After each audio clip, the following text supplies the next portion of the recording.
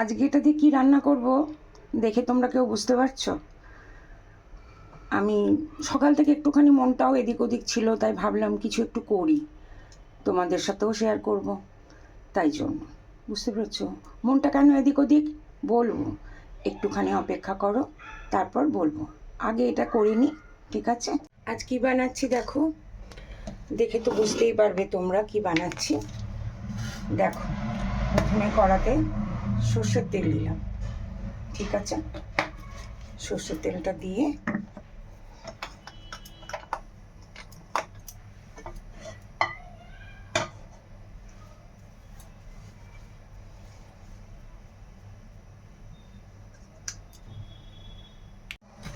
এরপরে আলুগুলো ভাজতে দিই।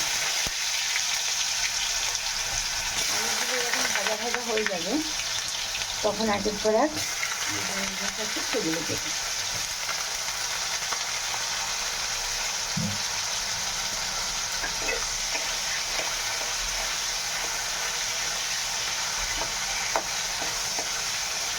আলুগুলোকে বেশ লাল লাল করে ভেজে নেব, যতটা লাল লাল করা সম্ভব ততটা লাল লাল করে ভেজে নেব। তারপরে দেওয়া যায় এক এক করে তোমাদের সব দেখাবো। দেখো জিনিসটা রান্নাটা ঠিক কেমন হয়েছে।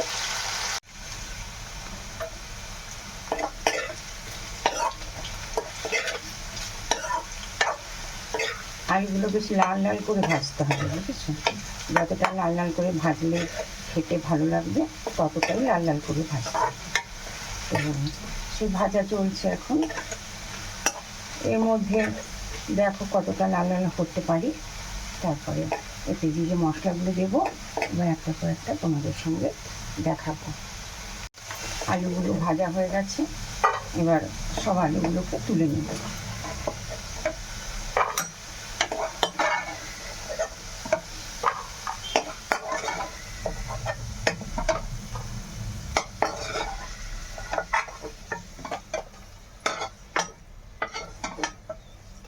এবারে এই তেলের মধ্যেই একটু ঘি দেবো, 1 চামচ। তেল অনেকটাই আছে তাই জন্য এতে 1 চামচ ঘি দিয়ে দিলাম। যারা বেশি ঘি পছন্দ করো তারা একটু বেশি করেও ঘি দিতে পারো, তো আমি একটু কম ঘি দিলাম। এবার এর মধ্যে ফোড়ন দেব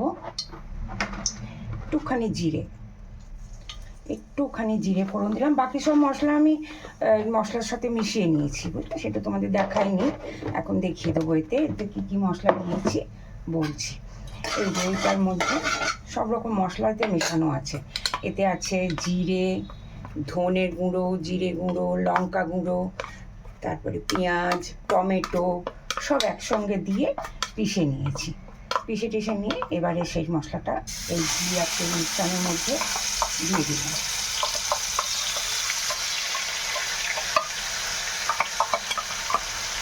ঘি তেলটা এই যে গরম জল করে রেখেছিলাম, একটু গরম জল দিয়ে এটাও মিশিয়ে এর মধ্যে দিয়ে দিলাম।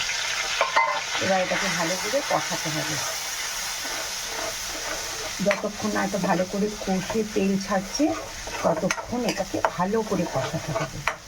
চলো আমি কষাই এটা একটু একটু করে, তখন তোমরা দেখতে থাকো।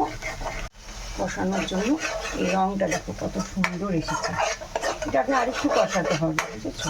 ততক্ষণ এর থেকে কাঁচা গন্ধটা চলে যায় ততক্ষণ আমাদের কষাতে হবে। তো সেইভাবে কষিয়ে নিয়ে আরও খানিকক্ষণ কষানোর পরে হ্যাঁ, যেটা বলিনি তোমাদের, আমি কিন্তু নুন দিয়ে দিয়েছি একটু। এবারে কষানো হয়ে এসছে প্রায়।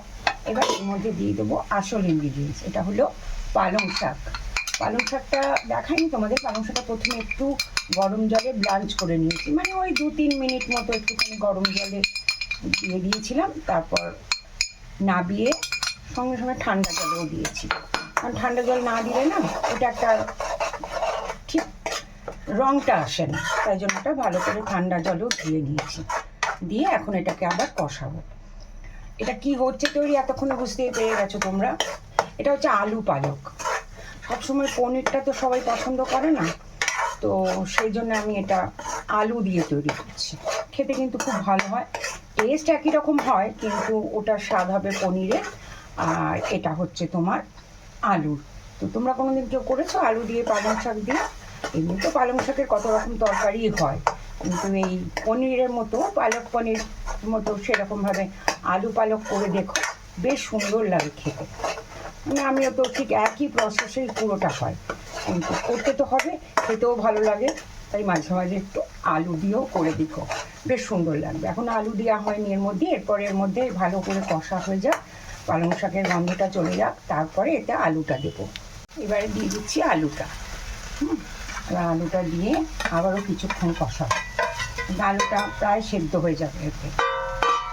ভালো করে আলুটা দিয়ে আরও কিছুক্ষণ একটু কম আঁচ করে, একটু ধীরে আছে, নালে নিচেটা পুড়ে পুড়ে যাবে, আর সেটা পোড়া গন্ধ বেরোলে তো আবার ভালো লাগবে না, তাই জন্য আলুটা দিয়েও আরেকটু নাড়িয়ে।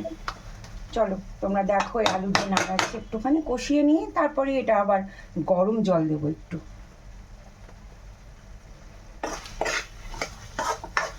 দেখতে খেতে পালং শাকটা যখন খাবে তখন একদম মনে হবে পালক পনির খাচ্ছ, কিন্তু না, তাতে আছে আলু।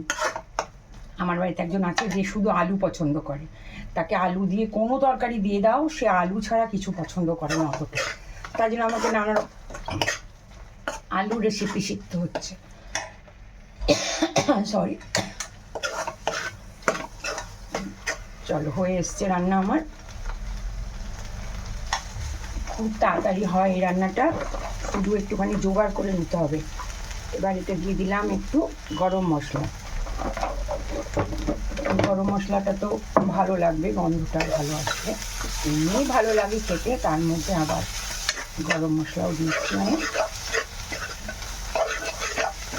চলো এবারে এর মধ্যে একটা জিনিস দিচ্ছি, সেটা দেখো, এটা হচ্ছে বাড়িতে ছিল তাই, নাহলে তোমাদের কারোর বাড়িতে যদি মালাই থাকে দুধের, সেটাও তোমরা ফেটিয়ে দিতে পারো।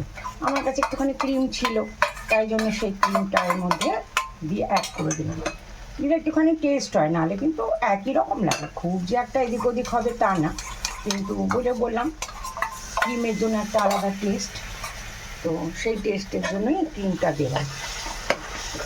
দেখো, করো তোমরা, বুঝেছো, করে আমার কমেন্টসটা জানিও কেমন লাগলো।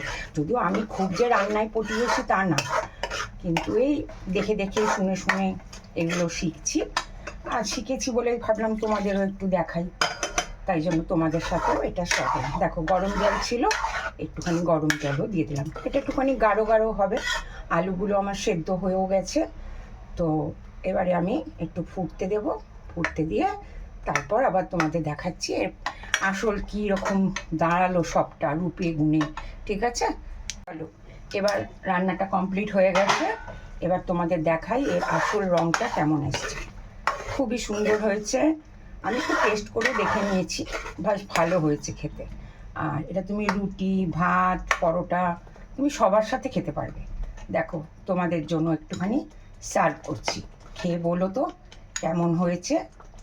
এই দেখো, দেখতে পাচ্ছ সবাই, এই হলো আমার আলু পালকের তরকারি। কেমন হয়েছে খেতে বলো, ঠিক আছে? ভালো হলে বলো, বুঝেছো? নিজেরা বাড়িতে তৈরি করো, দিয়ে বলো কেমন হয়েছে। রাখছি এবারে, হ্যাঁ।